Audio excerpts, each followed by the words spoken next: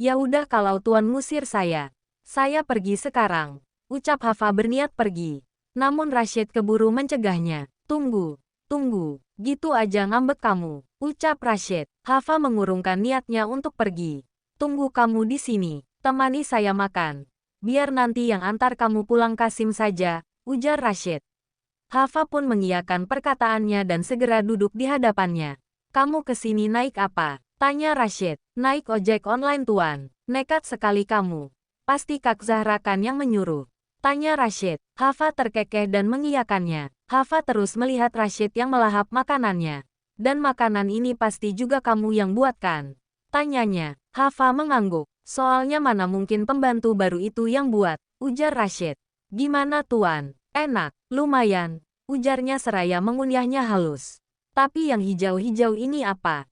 Kenapa kamu kasih saya ini? Ini tidak sengaja ke bawah atau memang punya kamu?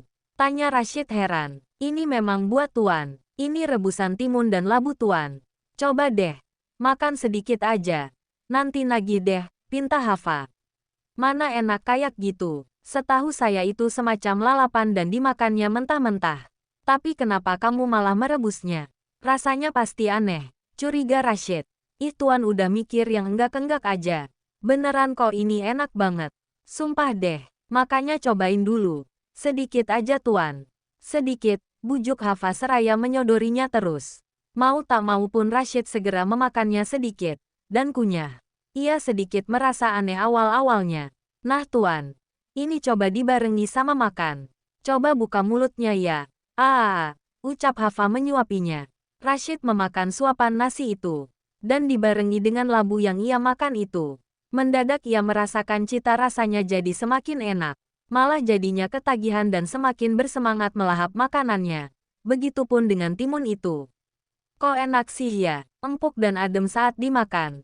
Ujar Rashid. Iya tuan, enak banget. Saya juga suka hehe. Ujar Hafa. Tiba-tiba diketuknya pintu ruang kerja Rashid oleh seorang pria, yang tidak lain adalah HRD di perusahaan itu. HRD itu yang bernama Randy langsung masuk setelahnya dan berjalan mendekati meja kerja Rashid memberikan sebuah dokumen padanya. Misi Pak, ini dokumen yang mesti Bapak tanda tangani. Ujar Randy. Nanti ya, saya sedang makan. Taruh saja di sana. Ujar Rashid. Baik Pak, ucap Randy. Sepanjang Randy masuk dan mendekatinya, Hafa merasa begitu diperhatikan oleh Randy. Dirinya pun sadar diri kalau pria ini adalah HRD yang waktu itu memaki-makinya hingga memecatnya. Ketika dilihat dan diperhatikan olehnya, Hafa terus menundukkan kepalanya, menolak untuk bertemu mata dengannya. Rashid menyadari hal ini segera. Dirinya pun sadar kalau Hafa terus dilihat oleh HRD itu. Ia bahkan teringat dengan kejadian beberapa bulan lalu, di mana Hafa dimaki-maki hingga sampai dipecat oleh HRD itu. Menurut Hafa, alasan kenapa dirinya dipecat adalah karena ia mengalami bullying oleh orang kantor. Apa sebenarnya yang membuat Hafa sampai bisa dibully? Itu adalah pertanyaan yang selama ini hinggap di kepala Rashid. Setidaknya ia harus mencari tahu tentang ini. Setelah memastikan Hafa sudah benar-benar pergi dari rumahnya dan kembali ke kediaman Rashid, Rashid segera menitah Kasim untuk memanggil HRD tadi, Randy. Randy segera masuk ke dalam ruangannya lalu mengetuk pintu ruang kerjanya. Rashid segera menunda pekerjaannya dan menyambut kedatangan Randy. Iya Pak, ada apa ya? Tanya lelaki itu penasaran. Ada yang ingin saya tanyakan ke kamu. Apakah kamu mengenal salah satu karyawan office girl yang baru beberapa bulan ini kamu pecat? Tanya Rashid yang langsung membuat Randy tersentak. Jangan bilang yang ingin dia tanyakan adalah namanya Nur Al-Hafa, ujar Rashid. Kedua mata Randy membulat sempurna. Ia tertegun seketika. Ia tampak diam saja ketika itu. Kenapa? Kok diam saja? Tanya Rashid heran. Enggak, saya kenal kok Pak. Dia memang saya pecat beberapa bulan lalu. Tapi kenapa ya Bapak tiba-tiba ingin bertanya pada saya tentang karyawan yang dipecat itu? Bahkan seingat saya barusan Bapak sedang berbincang akrab dengan karyawan yang saya pecat itu. Apakah mungkin Bapak mengenalnya? Tanya Randy sedikit penasaran. Ya, tentu. Saya mengenalnya. Dia bekerja di bawah saya sekarang. Sebagai perawat di rumah saya, ujar Rashid. Randy cukup kaget dengan informasi ini.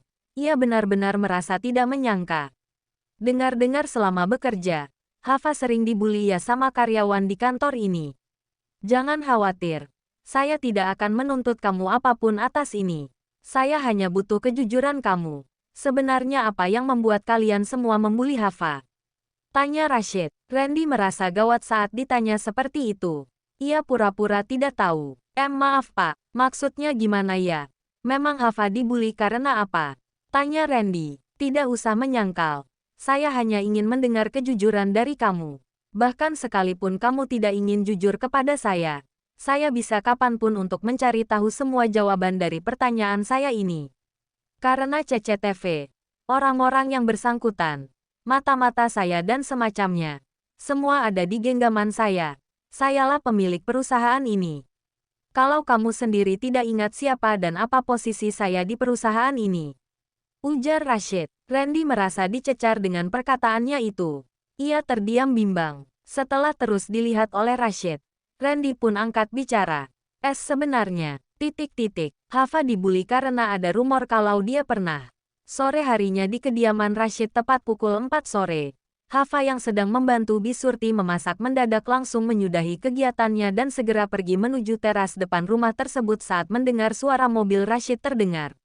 Hafa segera mendekati Rashid yang sudah membuka pintu mobilnya. Saat itu Rashid mencoba untuk berjalan sendiri. Akan tetapi dirinya langsung terjatuh. Hafa secepat mungkin menangkap tubuh Rashid dan memapahnya menuju kursi roda. Di sana Hafa juga dibantu oleh Kasim. Akan tetapi Kasim menolak. Tuan Rashid biar saya aja pak. Mas Kasim bisa masukin mobilnya aja ya ke garasi. Ucap Hafa. Kasim pun mengiyakannya. Hafa bertanya pada Rashid. Tuan, Bisurti lagi saya ajarin masak makanan favorit Tuan. Tuan belum makan kan sekarang? Tanya Hafa. Rashid hanya mendehem bahkan terkesan seperti mengabaikan tatapan matanya. Hafa merasa heran. Ia pun berniat mendorong kursi rodanya. Tiba-tiba Rashid sudah keduluan menjalankan kursi rodanya dengan tangannya sendiri. Hafa merasa aneh.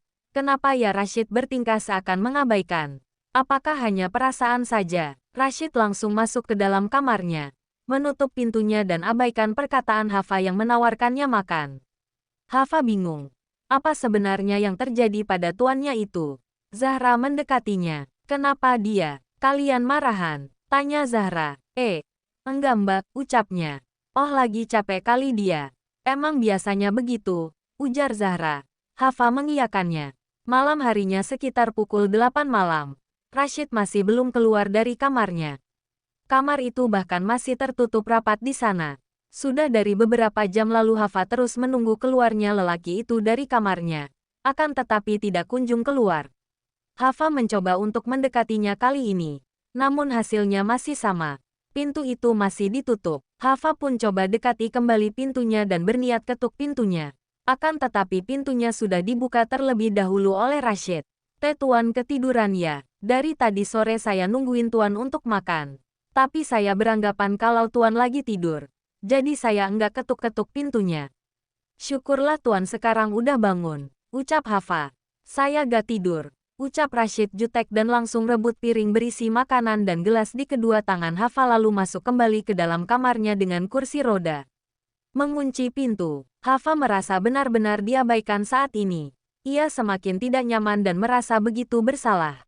Dirinya merasa jika Rashid pasti sedang sangat sebal dengannya. Tapi apa hal yang membuatnya bisa sesebal itu?